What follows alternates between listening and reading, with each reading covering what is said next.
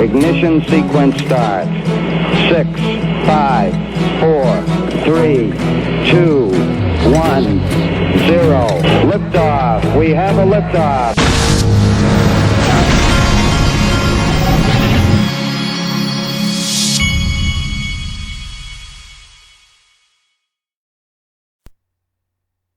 Hey everybody, this is the Digital Asset Investor, and before I get this video going, I wanted to remind you that the link to Global Investor Conference is going to happen on December the 8th through 9th. You can go in the description of all of my videos and you'll see links that take you to, so that you can download the app, or you can go to their website. Once you open an account, then you can you'll be able to have access to the investor conference. And so go click on that link and download the app, and then or you can just go to their website and fill out the information. And in the past, they've had these guys. They haven't announced who is going to be there yet. But last time, Tim Draper, Greg Kidd, a lot of higher level, some billionaires, all kinds of important people in blockchain are going to be there, as well as a bunch of angel investors. So go check that out. Now, I wanted to float. I'm going to call this. I don't want to call it a theory. I want to call it a what if. And the premise of what I want to just throw out there to you today is, and this is not a political statement, by the way. This is, it doesn't really matter what you think of Trump or Biden or either side of the aisle on this. I think that there could be, I'm not saying there is, but I believe in the back of my mind that all the world's a stage, and that there could be something much larger in play, and that this whole narrative of U.S. versus China, U.S. versus Russia, could be something that just isn't so. I just wanted to show you, this is just me thinking out loud. I'm not saying I know anything or anything like that.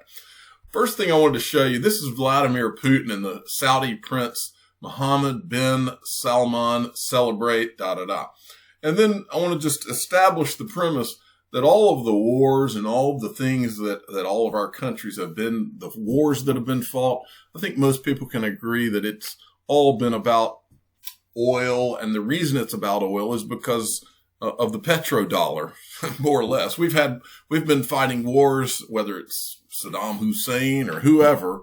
And if they didn't have oil, the war never would have been fought. I think everybody kind of understands those concepts. But wars have been fought for years and years and years. And it really all comes down to there not being a gold standard and currency wars and petrodollar, but it goes back to oil. That's why the Middle East has been so important. Well, so as you can see in this video, Vladimir Putin is obviously buddies with the Saudi crown prince, okay? And you can see Donald Trump walking into the room here. But I just wanted to, when we saw Trump get elected, all we heard about was how he was going to be awful, and it was going to be so risky for the world, and he was going to start all these wars and all this stuff. But the interesting thing, regardless of what your politics are, is that he has not started wars. So the question is, he's not started wars. What has he been doing? And has he actually behind the scenes cut deals with Russia and China? Because we know he's cut deals with the Middle East. But here, I wanted to just show you something. This is just to stick the feather in your cap, to get you to put your thinking cap on, that maybe the world is not what we see and there are other things going on. Michael at VAL5 links, he says, as China is actively testing its digital yuan, Russia is now planning to build and test a central bank digital currency, the digital ruble. So everybody's doing their central bank. Well, I mean, everybody's doing their CBDCs, and the way this is presented is that evil China and evil Russia, they're trying to undermine the U.S. and But meanwhile, we know that they've had meetings. We know that all kinds of things have been going on. We also know this, and maybe most importantly, we know this. This was a tweet I saw yesterday that got me thinking about this. This guy is from the Arab Emirates, I believe. The peace that Jared Kushner achieved in the Middle East in the last 2 years, and again, this is not I'm not making a political statement here. I'm just showing you what somebody said. peace that Jared Kushner achieved in the Middle East in less than 2 years, Joe Biden could not and cannot do that in a century as president. Okay, this is just some guy from let's see what he does. He's in the Emirati Arab Emirates or whatever. Okay, so and remember who Jared Kushner is. Jared Kushner is buddies with Ken Kurson, who's on the Ripple board. And here's a video that many of you may not have ever seen. This is Brad Garlinghouse talking about who Ripple. You got to listen close. Some of the work Ripple has been doing with regulators, policymakers, and governments around the world, we're incredibly proud to say the Bank of England, the Central Bank of England, is a customer of Ripple's. We're proud to be able to say that Saudi Arabian Monetary Authority, the Central Bank of Saudi Arabia, is a customer of Ripple's. Now, what I've always thought about Saudi Arabia, and remember, so he just told you the Central Bank of Saudi Arabia is a customer of Ripple's. Okay, think this guy knows anything about that? Well, he's the crown prince of Saudi Arabia. But the bottom line is this. How do you get the Central Bank of Saudi Arabia as a customer anyway? How would you even begin to go over there and gain their trust unless there were talks that were going on at a much higher level than just some startup company out of San Francisco? The answer to that question, in case you're wondering, is you wouldn't be able to go in there and work your way into Saudi Arabia unless you had somebody that had their hand on the red phone, somebody that could talk to the people that matter in a country like that. It just wouldn't happen.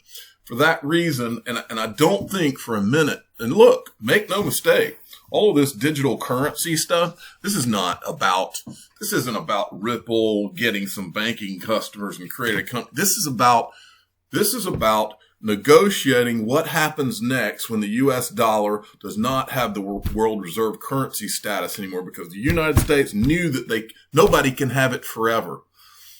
I've always thought in the back of my mind that this was about the PetroDollar and that XRP, XLM, and some of these others, and what Ripple's been working on was a part of negotiations to take this world into the new Bretton Woods and into a world, some type of a world of compromise. And maybe that compromise is everybody has their own central bank digital currency, and those are pegged to gold. And then you have bridge currencies, probably 1 to 5 bridge currencies that are connecting all of those walled gardens, right? Or maybe not even walled. Maybe in that world, everybody is on a gold standard, and so it doesn't matter anymore. But I've always, when you read something like this right here, that means something. And that's not a statement on Trump versus Joe Biden. That's not what that is when I read it. What I read is, for whatever reason, now it's all about, and those of you out there that think that it's not all about the money, you need to change your whole philosophy, because life is all about the money. If somebody tells you it's not about the money, they're lying, especially when you start heading towards the Middle East, because that's where the money is. It's all about the money, and it's about all of the money. And don't ever forget that. If you ignore that, you're missing the entire point. The money makes the world go round. You've heard that since you were a kid. I know I have, and it does. And the people who say money's not important, they've never had any. Okay. Money makes the world go round, and this is all about money. And getting Middle East peace is all about money. It's all about the petrodollar. And Ripple is all the money. So if you really believe Ripple is all of the money, what do you have to do? What do you have to do in order to move all of the money? It's not just some startup that has to go and talk about their neat software product. No. Things have to be done on a larger scale than that by people who can talk to the most powerful people in the world. I don't believe what you've been watching is just some startup going around the world. There are other things in motion. And this is the way you got to think about this. Now, Julian Flash put this out. This is from Brian Brooks. Tell me what you think he's talking about. The head of the OCC. Act with anybody who's connected to the internet, and that's a good thing for stablecoins. And then ultimately, really, Chris, I think the real use case of crypto is in a world of increasing integration and increasing globalization. It really makes no sense to think that anyone across borders who wants to transact with each other has to pay a foreign exchange fee to change yen into dollars, let's just say, and then also to pay a money transmitter for the act of hitting the send button and sending that money across a proprietary platform. Imagine if there was a single token that was recognized on both sides of that divide. And when you received it, you could cash it out into your local currency. And when I received it, I could cash it out into my local currency without the need to change it, right? Those kinds of things occupy so many trillions of dollars of friction in the system that it's, when people say there's no killer app to crypto, I sort of think, no. The killer app of crypto is the simplest application, which is avoiding frictions. That's what it's all about, much as the internet did for sending information. Man, what in the world could he be talking about? Now, I also saw this one. This is an interesting one from XRP Yo-Yo. Watch this one. One of the most interesting developments is something that may seem quite mundane. It's the Payment Services Directive number 2. So who here, raise your hands, has heard of the Payment Services Directive 2? All right. A lot more. Okay, more than the Starbucks app. All right. So Payment Services Directive, it's the second one, as you've seen. And this one's interesting. It's partially a compliance topic. So one of the big mandates is to make payments safer, both online and in store. And for that, retailers do have to prepare. There's a deadline coming up very soon. And it's the online piece that's been a bit of a puzzle to understand how you can make things safer, but also drive a good, in fact, a delightful user experience, hopefully. But there's another element to it, which is quite interesting, and this is this part about innovation. So what Payment Services Directive does is it allows any licensed third party to access a user's payment details if the user, of course, consents, which means that banks have to open up. They have to offer APIs that allow these third parties access to payments information, which is quite revolutionary. And it really was created to drive innovation in the financial services space because it was felt that there was a need for that. Now, what it does, it actually means that retailers have several options now. They can, of course, they'll have to comply with some of the online payment aspects, but they can actually become payment service providers themselves. Some of them are doing that. They'll also see many more players in this space who are looking to develop new services around this. And that's what's interesting. We've seen some of the startups that we're talking earlier. We're going to see many more providers in payments that will drive some of this innovation that retailers can actually work alongside of. So it's actually quite an interesting space. Maybe to recap, we are seeing a perfect example of disruption where suddenly leapfrogging through technology is possible, and where the future hopefully will offer many more use cases for retailers to provide many, many better experiences for users. And with that. Okay, interesting stuff. Okay, I want to show you this. Jonathan D sent me this. David Schwartz was doing a lot of tweeting here the last few hours. Darren says, I was excited when I heard that as well. I'm looking forward to David's response. This is David Schwartz. I don't think there's going to be one world fiat anytime soon. So even with stable coins, there will be a lot of them. To make liquidity between CBDCs, other stable coins, and new tokenized asset classes, securities DeFi, there's room for a neutral jurisdictionless asset. I gave a talk at Berkeley today about a very similar subject, even though I'm not officially back working until tomorrow. I'm not sure if the recording is available publicly, but here are my notes. All right. So this is the interesting part of his notes. XRP and the XRP ledger. It can't just be one network. And if there's one network at the hub, that network has to be built for that role with interoperability taking priority over everyone do things our way. It has to be based on bridges, not walls. XRP and the XRP ledger were built specifically for this kind of role. XRPL was purpose-built for transacting both in a native and neutral asset XRP and also an issued assets to bridge the CBDC stablecoins, other payment networks, and other kinds of assets. XRPL has asset issuance built into the protocol. Issuance, authorization, payment, settlement, and exchange are all native operations with simple APIs.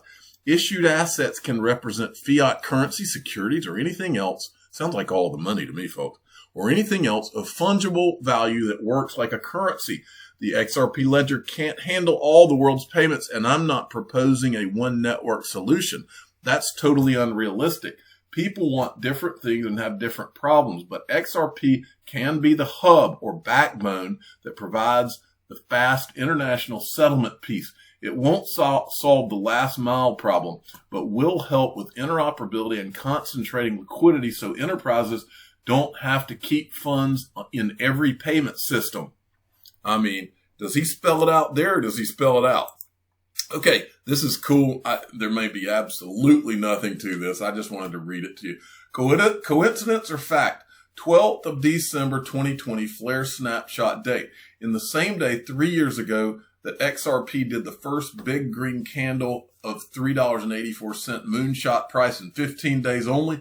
Will it do the same this time? I thought that was a pretty interesting tweet, and I don't even know if he's right about the green candle. I mean, he's showing a chart here, but I didn't go back and look. So, I mean, whatever. Hey, Seiko Carmona sent me this. This is from an article I'm not going into, but it says, Ripple, over 72% of all investors believe that XRP will reach $100. Well, if 72% believe that, I wonder how many think that it can go past $1,000, because I would be in that percentage. I believe it could. Okay. Chinu Patel at Chinu Patel 29 sent me this. Now, this is a tweet from Anthony Pompliano. He says, I went on CNBC almost a year ago and said that the U.S. must digitize the dollar immediately. Nobody listened, and now the U.S. is behind China. It ultimately won't matter, though, because people will choose Bitcoin. Oh, poor Anthony Pompliano. He's wrong again. He's giving himself credit for the fact that there's a digital dollar in motion now. That's pretty laughable. That if you think that the digital dollar was just, when did he say this was a year ago? If you think they just started planning the digital dollar a year ago, I've got an igloo in South Georgia that is still for sale. I will say to you, though, we will reach a point where the U.S. dollar will become digital. Other global currencies will be digital. How then could Bitcoin be a store of value? Yeah, look, if I'm the United States government sitting it from a rational seat, I think that they should tokenize the dollar immediately, right? If you look at China, they're tokenizing their currency. There's other countries that will follow. What's going to happen is there's not going to be a competition between digital and non-digital currencies. Every currency will be digital. What we're going to have is a competition of monetary policy. And if all of a sudden, let's say China has a digital yuan and we don't have a digital currency, it will be much more accessible for people to buy the Chinese yuan in other parts of the world than the U.S. dollar. And so you might see higher levels of adoption of the Chinese yuan than the U.S. dollar. So if we can tokenize or digitize the dollar fast and drive that adoption globally, we've got a chance to keep that as the global reserve currency. But now, to Joe's point, why would you own Bitcoin if you could own the U.S. dollar? I ultimately believe that people are going to opt for something that is not manipulatable, is not. Now, he said something in there that I want to relate back to what I was talking about at the beginning here. I don't think... He used the word monetary policy. And this is what I believe, folks. I don't think that Ripple, the company Ripple, is able to do, I don't think they're able to do hardly anything that they've done without, at the same time, monetary policy discussions going on between these countries that matter, the Russias, the Chinas, the Saudi Arabia, the Arab Emirates, whatever, around the world, India. I don't think any of it happens without a monetary policy discussion going on with Christine Lagarde at the ECB or IMF, wherever she was at the time. I believe monetary policy has everything to do with all of this and always has, before, during, and after the creation of XRP. That's what I believe. All right. So this thing Anthony Pompliano is floating out here about how now we've got a digital dollar. And I'm not saying that look, Anthony Pompliano has been an important part of this space, and I'm not going to take that credit away from him. But the digital dollar was in motion way before last year. Write it down. Okay, XRP Crypto Wolf tweeted this out. U.S. banking regulator believes bank deposits will be replaced by blockchain. Banks will be connected to blockchains where they'll see that as a payment network, and that is a payment network, and they'll become nodes on the network with companies that also have nodes on the network. This is from an article where they're talking about what Brian Brooks said yesterday. Okay, so I took the important quote that I wanted out of this. This is Brian Brooks. I expect there's a future where banks will be directly connected to blockchains, where they will see that as a payment network, and they will become nodes on that network, along with all sorts of other companies that also have nodes on that network. Brian Brooks. And then I said zero doubt ever. And you'll remember, this is an important point. Remember when Brad Garlinghouse said when Kahina Van Dyke left and she went to Standard Chartered Bank, and he said, congrats, Kahina Van Dyke. We're glad you'll only be a node on the network away over at Standard Chartered. He was not joking. That's how this story ends. We've seen all over social media, we've seen all of this business about how what's important is that hobbyists are going to be running nodes and all that. That's a bunch of garbage. This is so much bigger than that, it's not even funny. This is not about hobbyists running nodes at home, and that doesn't mean that you couldn't run one. This is about banks and the SEC and government organizations and universities and people that are crucial in the financial system. Those are the people, and satellites, by the way. Those are the organizations, entities, and things that are going to be running nodes, because that is what this is all about. This has always been about monetary policy and a much larger picture. This is not about just sending some payments. This is about changing the world's financial system. And if you think that's not going to involve banks and government entities, and not just in the United States, but in every country, this is how these countries can proceed forward financially without having to trust each other. It's trustless. That is what this has been about from the very beginning, and this has been involved governments from the very beginning. And anybody who doesn't think that and doesn't realize that has missed everything about this space. You don't get it. And if you still don't get it to that point, you may not even want to be invested in this stuff because you don't understand. This has never been about what you and I are doing from home. This is about governments. This is about going into the future and not having currency wars and other kinds of wars. This is about not having a World War III, and it always has been. And anybody who doesn't get that still does not understand this space. And I'm sorry to go on a rant, but that's the fact, Jack. Okay? Now, the next thing, XRP Lighting the Way sent me this. And I wanted to show you this because I'm hearing more and more things about HBAR. Holders of HBAR will have the option to secure their HBAR tokens with OnCustodian's digital asset custody platform, which is insured through Lockton and fully compliant with Government of Singapore's regulatory regime with regards to digital payments token. Look around, folks. You'll see Hedera Hashgraph. You'll see it pop up on all of these places, in all these places that matter, whether it's the Digital Chamber of Commerce, all these places that matter. HBAR is there. Okay. And just so you know, I own some HBAR and I plan on buying more of it. I'm the digital asset investor. I'm not an investment advisor. This is for entertainment purposes only. Please subscribe, hit the like button, and tell your friends and family that this is not just about coin market cap and digital currencies and the price of Bitcoin and all that garbage. This is about monetary policy for the world now and into the future. This is about preventing wars. This is about trustless society and everybody getting along. And easily being able to get along because they don't have to trust each other anymore. That's what blockchain is about. That's why it's so important. That's why Ripple's so important. That's why XRP is going to change the world. Thanks for listening. Every day, billions of people around the world are mocked, ridiculed, laughed at, and embarrassed by their friends, family, and even strangers. These people go through their days knowing there are secrets being kept from them. They hear the faint whispers behind closed doors. The information and knowledge is held very close and only shared with others who were fortunate enough to find out. Feeling lost, rejected, and ostracized, these people give up, never finding out what digital assets the digital asset investor holds. But there is hope.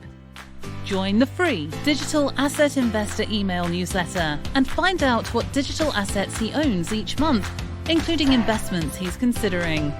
Click the link in the description of this video or go to digitalassetinvestornewsletter.com.